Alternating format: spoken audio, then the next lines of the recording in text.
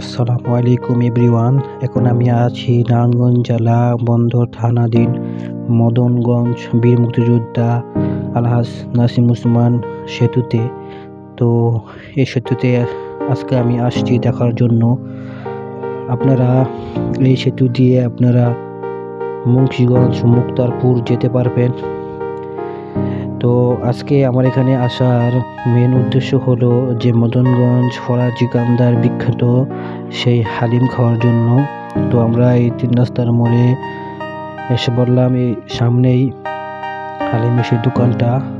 তো আপনাদেরকে মদনগঞ্জ ব্রিজটা একবার দেখালাম।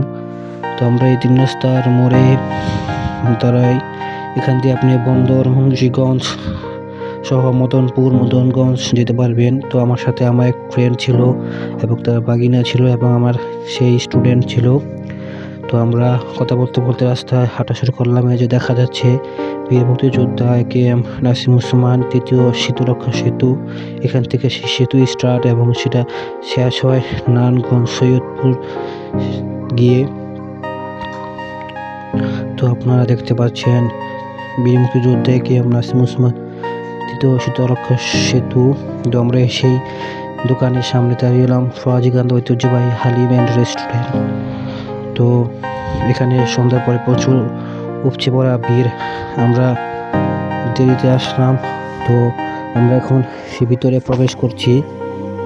এটা বন্দরের জন্য বিখ্যাত হালিম এবং চাপের দোকান। তো আমরা ভিতরে প্রবেশ করছি। সামনে দেখা যাচ্ছে চাপ এবং এর পাশে হালিম। মানুষজন দূর দূরান্ত থেকে এখানে হালিম খাওয়ার জন্য আসে, আপনারাও আসতে পারেন। তো ভিতরে গিয়ে দেখলাম কোনো সিটি খালি নেই, বেশিরভাগ সিটি ভরপুর হয়ে রয়েছে। তো আমরা দোকানের স্টাফদের বললাম আমাদেরকে জায়গা করে দিতে। তো উনি আমাদের 3-4 জনের জন্য জায়গা করে দিল। আমরা এই টেবিলে বসলাম। আমাদের সামনে 2 ভাইও ছিল, ওনারাও হালিমের জন্য আসছে।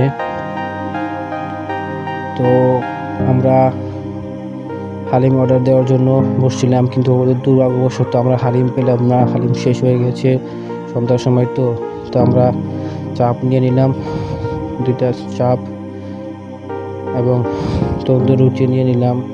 আমাদের ভাগ্যটা আছে খারাপ, কারণ হালিমটা খেতে পারলাম না। তো অন্য আরেকদিন এসে হালিমটা খেয়ে যাব।